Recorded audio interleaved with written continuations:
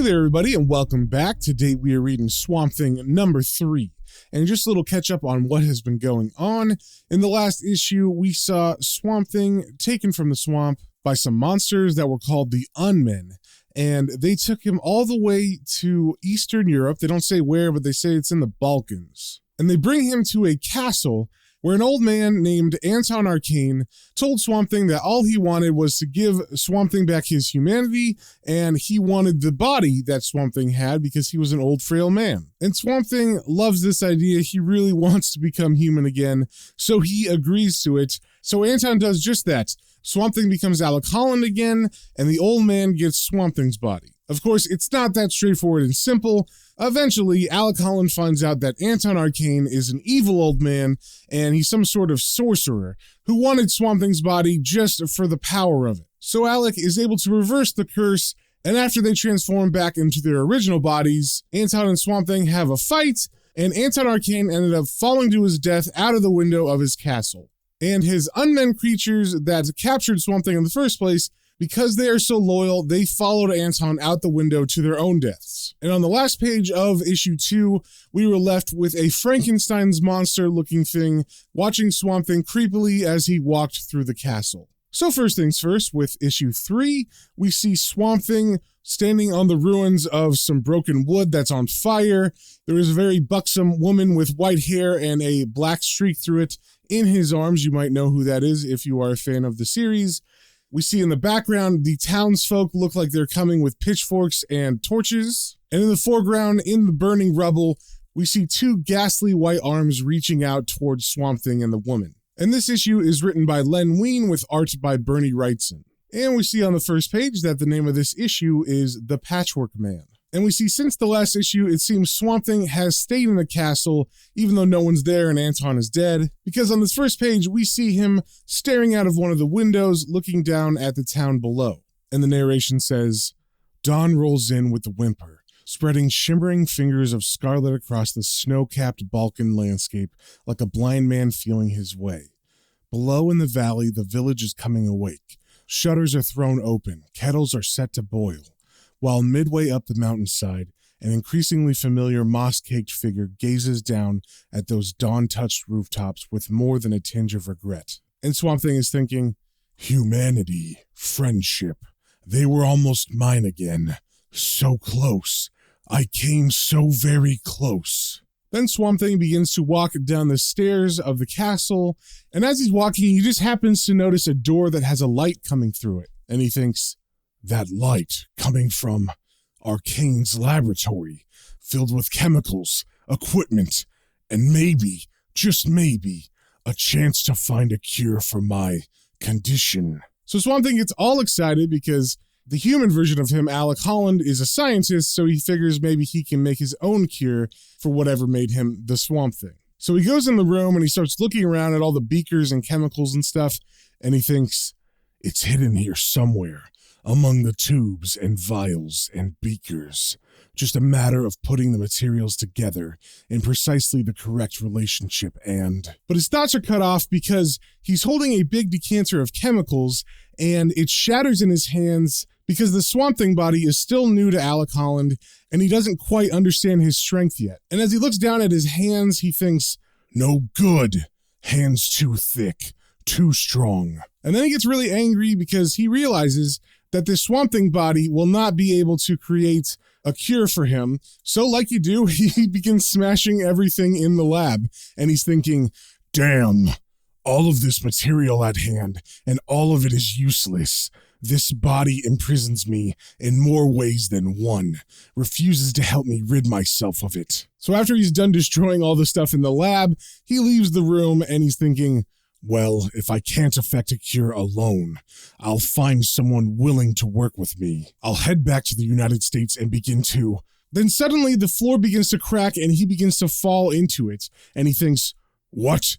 The flagstone floor, giving way beneath me. And then the floor cracks some more and his whole body begins to fall. And he thinks, slipping too quickly, nothing to grab hold of. And just as he thinks that, a hand shoots out and grabs him by the arm. And we can see in the panel that this hand is not a normal hand. Yes, it looks human, but it also looks like it's been sewn onto the forearm that it's attached to. And as it grabs Swamp Thing to catch him from falling, Swamp Thing sees the hand and says, "Who?" And as we turn the page, we get a full view of the thing that saved Swamp Thing from falling, and it looks a lot like the Frankenstein's monster. It looks like a man whose body has been cobbled together and made up of lots of different people's body parts. And the narration on this panel says, "Halted in mid-plunge, the massive man monster turns his burning eyes upward to stare in astonishment at the twisted form of his unexpected savior." And as the thing is holding on to Swamp Thing, he's saying, "Ugh, ugh." And Swamp Thing thinks,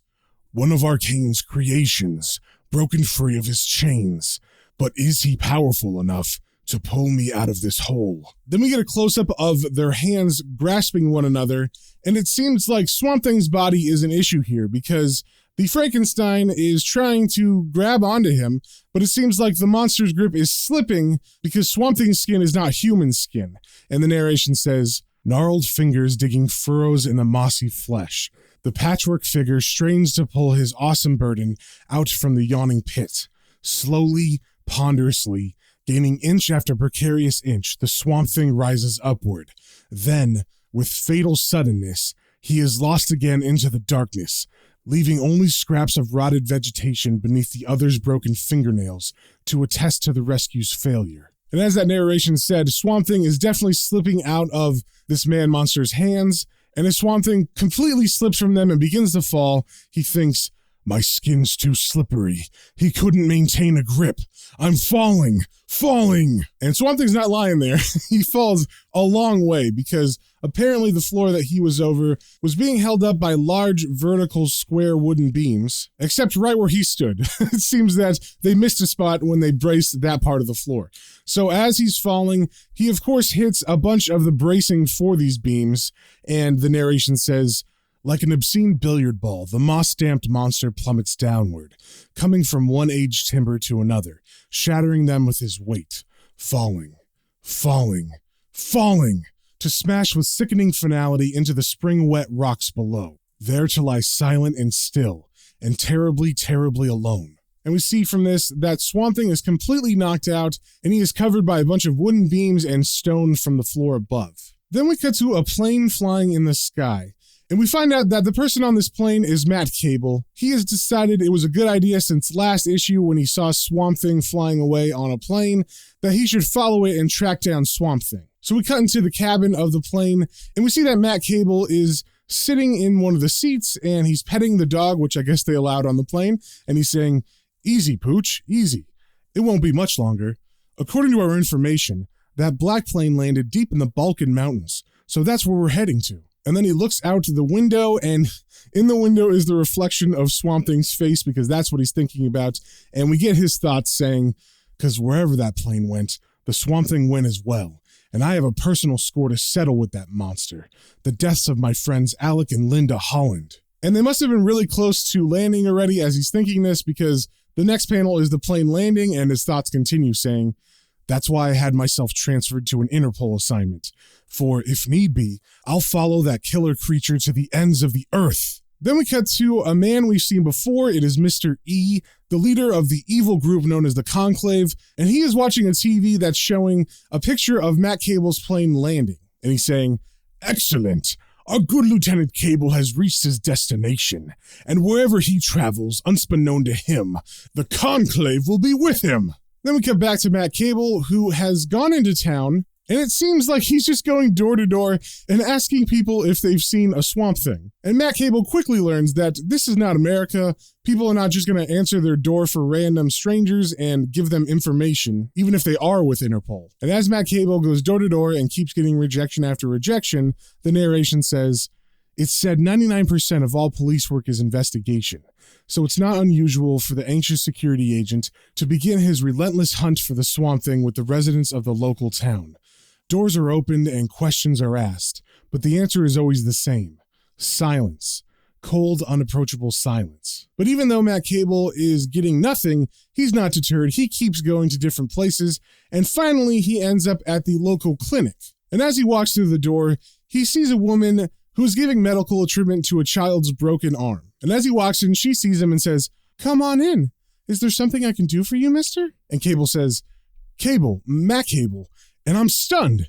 Yours is the first friendly face I've seen since I've arrived in this burg, Miss... And Abby answers, the name is Arcane, Mr. Cable, but you can call me Abigail. And this right here is the first appearance of Abigail Arcane, who becomes very important later on in Volume 2 of Swamp Thing during the Alan Moore run. So Abigail finishes treating the child as she continues her conversation with Matt, and at the mention of her last name, Cable gets interested and says, Arcane? Then you're just the person I'm looking for. You don't happen to own a plane, do you? And Abigail answers, me? Don't be silly. The seaplane belongs to my uncle. And then as she gives a lollipop to the child that's done being treated, she offers Cable one as well, and he replies, no, miss, all I'm interested in is information. And Abby replies, well, I have all you'd want, Mr. Cable. Believe me, being the only medic in this town, I know plenty. Then we come back to Swamp Thing, who is still trapped under a bunch of the rubble that fell on him. But not only is that the issue, we are also seeing now that there are fiery embers falling down on his face. And these embers awaken him, and he thinks, where am I? What happened to... burning embers raining on me. And then as he struggles to lift the pile off of him, he thinks, something's on fire up there. But how? And as he looks up at the fiery floor far above him, he yells out, no! Because he sees that Frankenstein-like monster on fire, and the man is running through the entire castle, setting everything alight, and Swamp Thing thinks, that crazy patchwork creature who tried to stop my fall. He is responsible. Turned Arcane's laboratory into an inferno. And Swamp Thing can tell that something is going to happen with his castle, so he turns and there is water at the bottom of this area, and he notices that it forms a stream and flows away from the area where he fell. And he thinks, got to get out of here. Follow this underground stream. Pray it leads away from the castle before... But he is suddenly cut off by a gigantic explosion that literally blows up the entire castle. And the narration says, fingers of flame curl lovingly about the aged turrets of Castle Arcane, passion building until it erupts in a burst of shattered stone and wood. For a moment, the ruptured battlements hang suspended in space, then fall remorselessly to the valley far below. Then we cut to the town where the people are looking up at the castle that has just exploded, and the narration continues. Haunting thunder fades into silence as the clamor of anxious footsteps rises to take its place. The people of the village come scurrying up the mountain, bringing morbid curiosity and despair. So as all the townspeople go run to get a closer look at the castle, they're holding like pitchforks and stuff, so I don't know if they're thinking maybe there's monsters or whatever, but we see that Abby is running as well, and Cable is trying to hold her back, and she's saying, out of my way!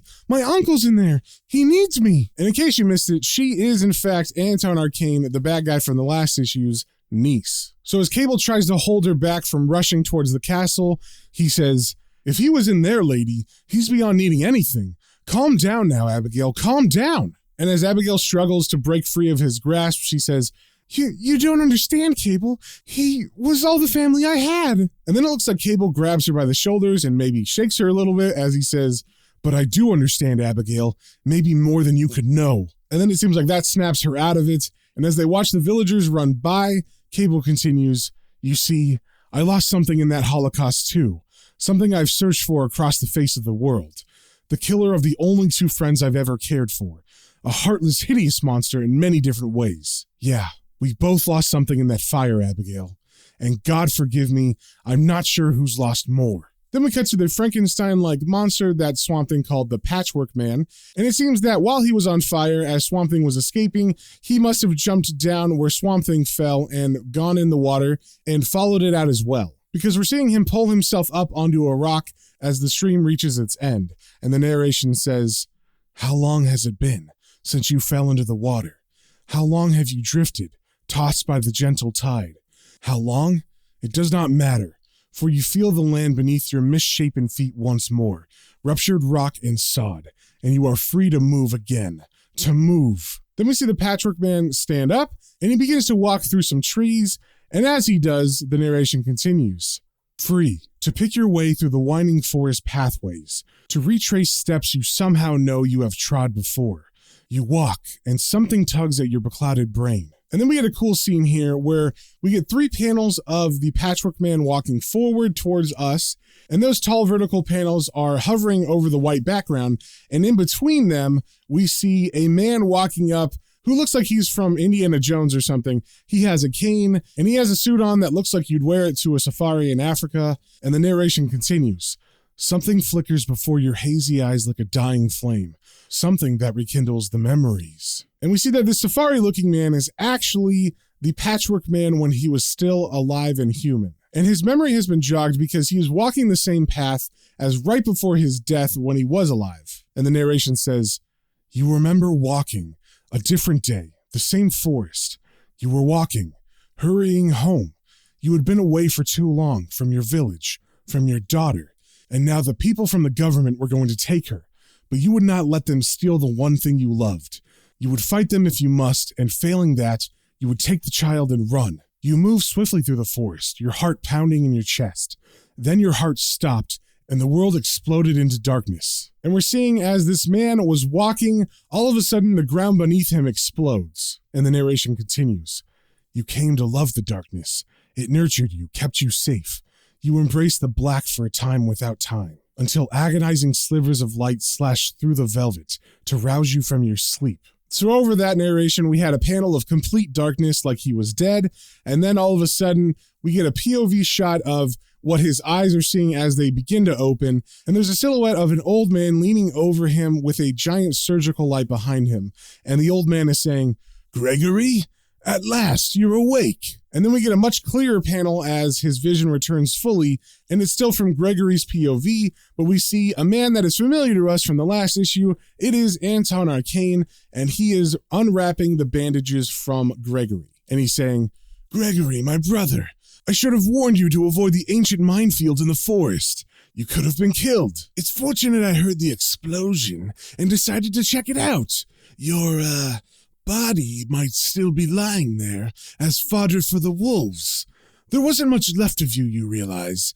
I had to improvise my repairs from the materials at hand. Here, I'll show you. And then Anton brings a big standing mirror over to where Gregory is, and as Gregory stares in the mirror, he sees a monster staring back at him, and the narration says, You remember the expression on your face of the man who said he was your brother, as he turned the weathered-looking glass toward you, and you remember the startled gasp that escaped your constricted throat when you saw what you had become. And this is the first moment that Gregory realizes that he has been put together from multiple different body parts of other people, so he looks a lot different than he did before. He does not have the distinguished gentleman look that he used to have. And Anton sees the reaction of Gregory in the mirror, and he says, Not exactly a first-class job, brother, but understand the circumstances. It was the best that I could do. But Gregory is horrified by what he sees in the mirror, so he smashes it and starts to get aggressive, and Anton yells at him, Gregory, what are you doing? My equipment, my experiments, you'll ruin them. Forgive me, Gregory, but I cannot permit you. This injection will only make you sleep. And as Anton injects some kind of tranquilizer into the Patchwork Man, he falls down asleep, and the narration says, And the arms of darkness reach up to comfort you once more. You stayed in that mental shadowland, chained in your brother's dungeon, refusing to accept what you'd become, until the day the door opened and a more awesome horror stood framed in the light. So we see a panel under this narration where Swamp Thing is being shown the dungeon by Anton, and this is from the last issue. So basically, Anton just put his brother in the room with all the rejected unmen. And he wasn't just put in there, he was actually chained to the wall, so he was treated even worse than the rejected unmen. So apparently when Swamp Thing and Anton left the room, they left the door open. So the Patchwork Man sees this, and the narration says, The door remained open when they'd gone. One by one, the others wandered mindlessly away. And at length, you decided to follow. And we see the Patchwork Man snapping the chains on the wall and leaving the room. Then we cut to a panel where the Patchwork Man is looking at the chemicals in his brother's laboratory, and this must be after Anton Arcane has died, and also after Swamp Thing has fallen through the floor.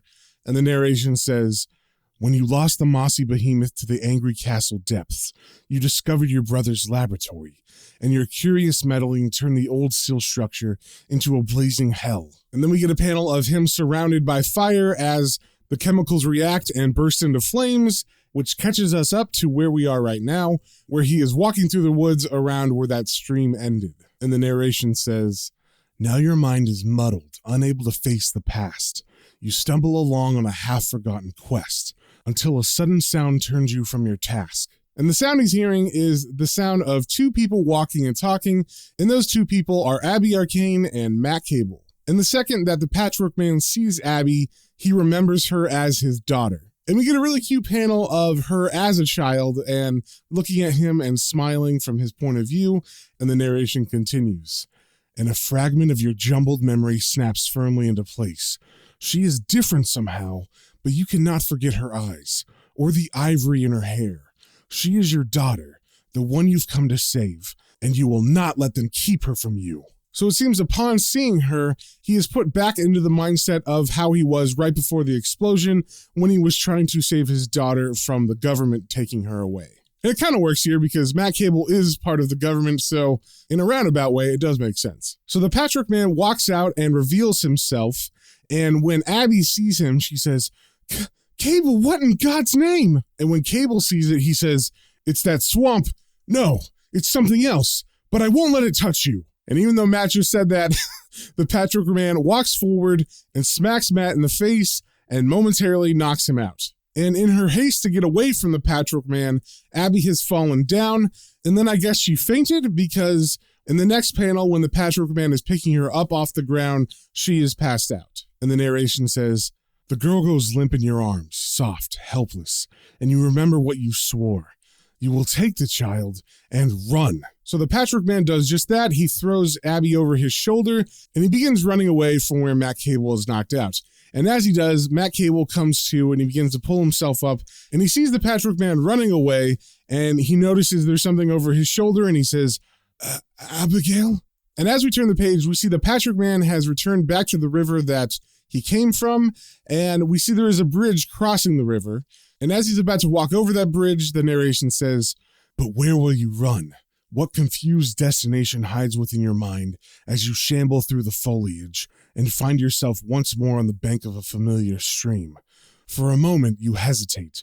Then you step upon the bridge. But would you be so quick to cross that wooden span if you knew what sleeps below? And they make it sound like there's some kind of monster living in the water, but it's not. It's actually Swamp Thing, who I guess passed out when he was in the river because he's like asleep and only his arm has caught onto one of the legs of this bridge. But I guess the footsteps of the Patchwork Man are very hard and heavy because they actually wake Swamp Thing up from his sleep. And as he hears it, he thinks, huh?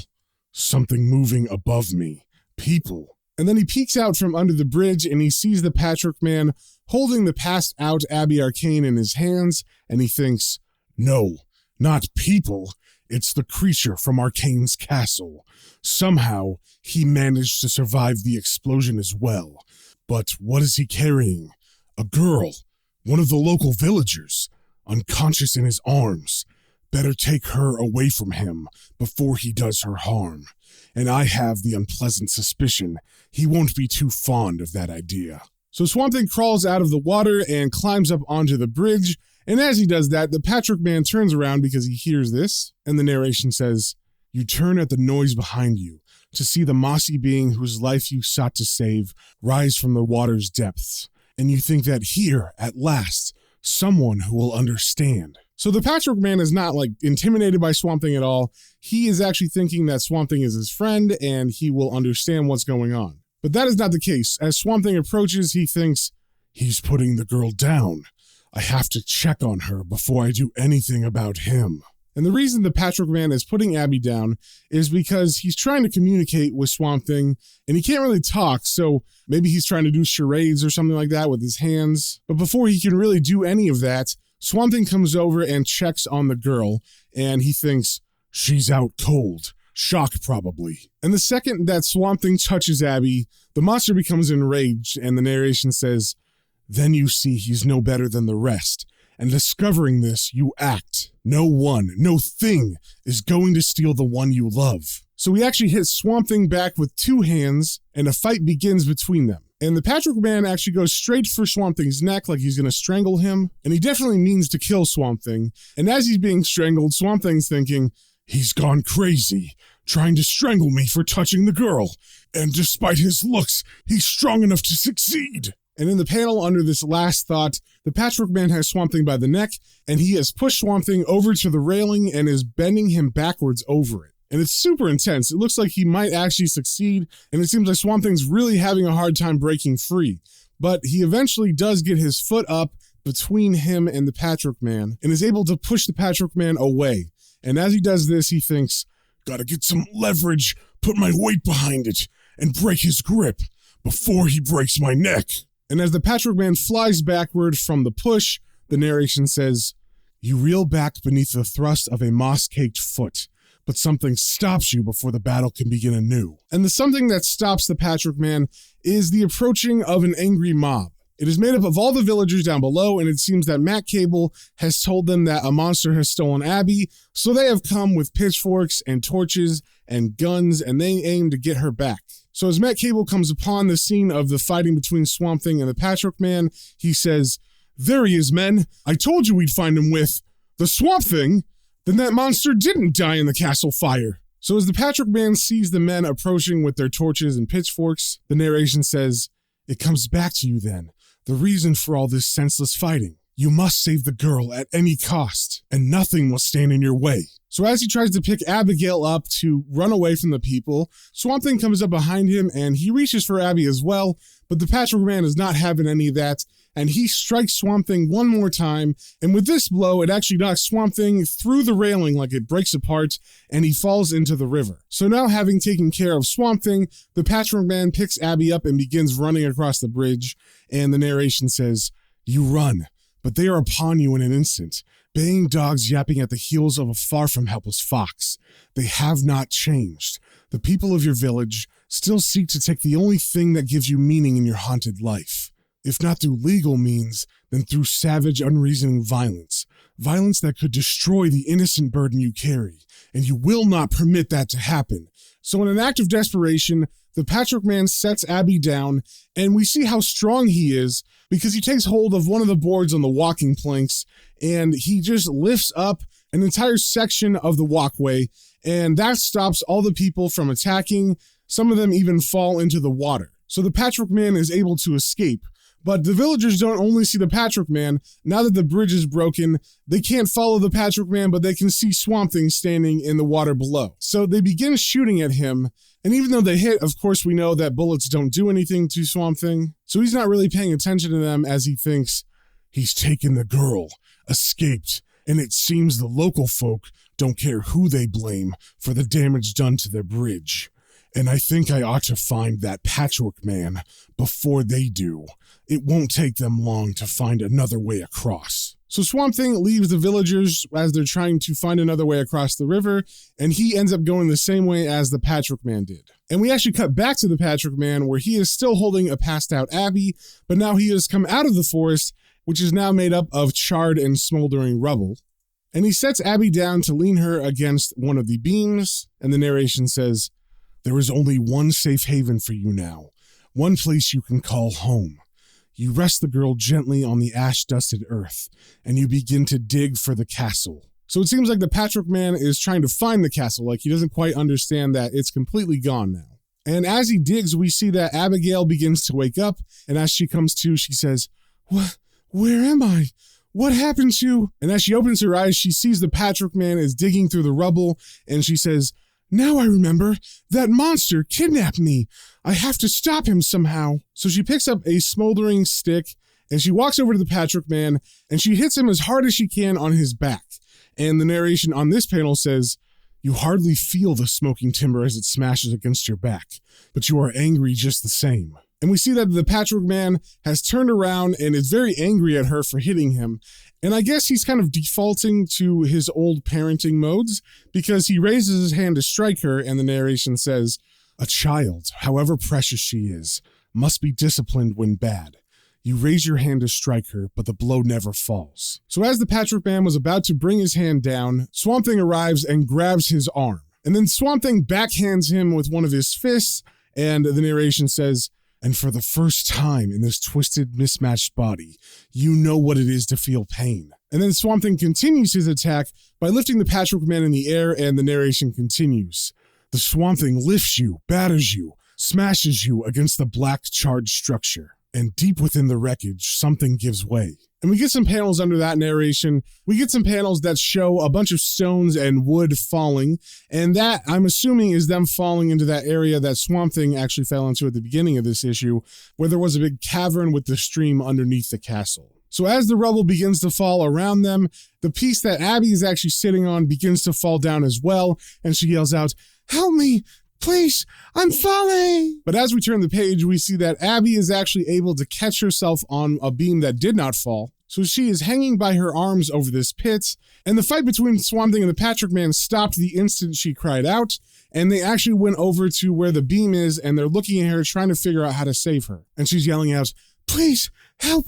I can't hold on much longer!" And of course, also at this time, the villagers begin to arrive as they have found a way around the river. And they are just as heated, if not more, than before, and Swamp Thing and the Patchwork Man both look at the villagers, and the narration says, "Grimly, the man-brutes peer at the villagers, then turn to the helplessly hanging girl, and a decision is reached." So Swamp Thing and the Patchwork Man have made an agreement to help Abby, so Swamp Thing decides to go from above, and the Patchwork Man comes from below. So Swamp Thing is walking out on the top of the beam, and he's reaching out to her, trying to get her to grab his hand. But as we learned in the last issue, Swamp Thing weighs over 900 pounds, I believe. So as Swamp Thing reaches out to her, she probably hears some creaking, and Abby says, "No, stop, before the whole thing collapses." So Swamp Thing does stop and pauses just before he reaches her on the beam. So the Patchwork Man, who's coming from below, is able to stand on a second beam just below her, which gives him access to grab her legs. And the narration says, "Slowly, cautiously, the Patchwork Man descends into the rough-hewn abyss, grasping his daughter with hands like chiseled stone." So the Patchwork Man is able to push her up, and as he does that, Swamp Thing reaches down and grabs her arms. And as this is happening, the Patchwork Man is looking up at his daughter, and the narration says, "Pleadingly, the creature who was once Gregory Arcane stares into his daughter's eyes, and from that fleeting glance comes a glimmer of recognition." And we see Abby is making eye contact with the Patchwork Man, and she completely recognizes who he is at that moment, and she says, "Daddy?" But at that exact moment, the beam begins to groan, and the beam that the Patchwork Man was standing on breaks away, and he falls into the chasm. And the narration of this panel says, "And the ruined remnants of Castle Arcane plunge into the bowels of the earth, carrying with them a lone misshapen form, a form that wears the semblance of a smile on its once human face." And with that, the Patchwork Man, Gregory Arcane, falls to his death. And during that fall, Swamp Thing is able to pull away as the rest of the beams fall into the chasm as well. So him and Abby are on solid ground now finally, and he's cradling her in his arms, and as he turns around, he sees the townsfolk standing there, and the narration says, "The rumble fades and the Swamp Thing turns to confront an antagonistic audience." And we don't see who yells this, but I'm assuming it's Matt Cable, and he yells, "Get him, men, before he can hurt her." So they run at Swamp Thing, and Swamp Thing doesn't move. He just stares at them with a very angry, deathly stare, and the narration says, "The man-brute's mouth becomes a tight-lipped line, his dark eyes narrow, and he strides determinedly forward, until he stands face-to-face with a man who's sworn to kill him." And as Swamp Thing approaches Matt Cable, with a very angry look on his face, he hands her over to him, and he thinks, "If you want the girl so badly, Cable, you can have her." Then after he hands her over, Swamp Thing just walks away into the mist that comes out of nowhere, and the narration says, "Then the mossy monster shambles off into the growing mountain mist, and contrary to everything he has sworn, Matt Cable does not lift a hand to stop him." Then we get an epilogue where we see Matt Cable and Abby are standing next to the plane that Matt Cable flew in on, and Matt is saying, "Are you sure about this, Abigail?" And Abby answers, "Quite sure, Mr. Cable. Matt, with both my father and my uncle dead, there's nothing more to keep me here. I'd rather go with you, Matt. Maybe your organization can find use for me somewhere." And Matt Cable smiles at her and says, "Possibly, Abigail, though medicine is a little out of our line. Still, it couldn't hurt to ask." And then we see the plane flying away with both of them in it, and she is saying, "What about you, Matt? What will you do now that the Swamp Thing has vanished once more?" And Matt answers, "Take up the search again. What he did for you doesn't change a thing. He's still responsible for the deaths of my friends, and I'm going to find him again if it takes the rest of my life." And as he says that last line, we see on the outside of the plane, Swamp Thing is hanging on to one of the water landing pontoons. So it seems he is coming home with them back to America. So it seems Matt Cable won't have to search very far for Swamp Thing. And with that, that is the end of the issue. So if you guys have any comments, questions, or suggestions, you can email me at planes, trains, and comic books, all one word, at gmail.com. And remember, until next time, stay swampy.